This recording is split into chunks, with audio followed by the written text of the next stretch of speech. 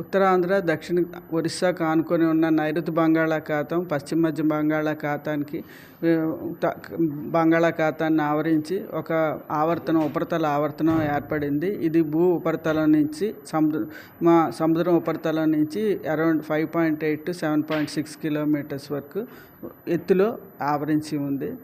ఇది కొంచెం south words అంటే దక్షిణం వైపు వంగి ఉంది.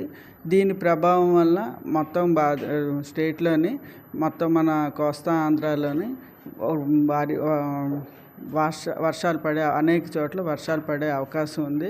1-2 చోట్ల భారీ నార్త్ కోస్టల్ ఆంధ్రప్రదేశ్లో అయితే 1-2 చోట్ల భారీ వర్షాలు కూడా పడే అవకాశం కూడా ఉంది.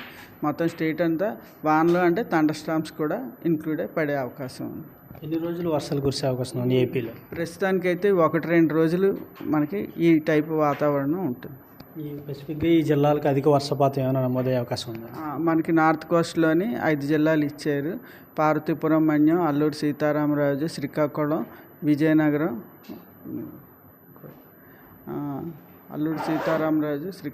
విజయనగరం, పార్వతీపురం, మన్యం 5 జిల్లాలకి 1-2 చోట్ల భారీ వర్షాలు కూడా పడే అవకాశం ఉన్నట్టు ఇచ్చారు.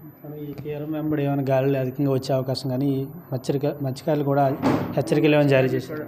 తీరం వెంబడి 40 నుంచి 50 కిలోమీటర్లు, అప్పుడప్పుడు 60 కిలోమీటర్ల వరకు గాలి వీచే అవకాశం ఉంది కాబట్టి అప్రమత్తంగా ఉండవలసిందిగా ఇవ్వడం జరిగింది. మాన్సూన్ ఎఫెక్ట్ ఎలా ఉంది?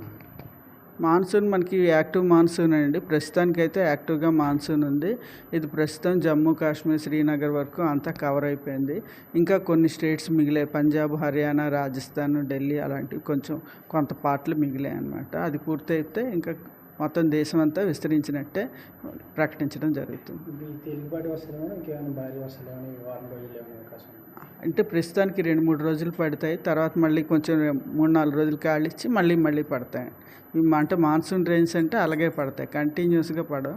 మధ్యలో కొంచెం గ్యాప్ ఇచ్చి మళ్ళీ పడుతుంటారు స్మెల్స్లో. అల్పపీడనంగా మారడం అంటే ప్రస్తుతానికైతే చెప్పలేము. ఇది కోస్ట్ దగ్గరగా ఉంటుంది. ఇంకా ఇది హైట్ కూడా 5.8 to 7.6 కిలోమీటర్స్ ఉంది కాబట్టి ఇది సర్ఫేస్ లెవెల్కి వచ్చి తర్వాత ఇంటెన్సిఫై అవ్వాలంటే టైం పడుతుంది. ఇది కోస్ట్కి దగ్గరలో ఉంది కాబట్టి అయ్యే అవకాశాలు అయితే కొంచెం తక్కువ.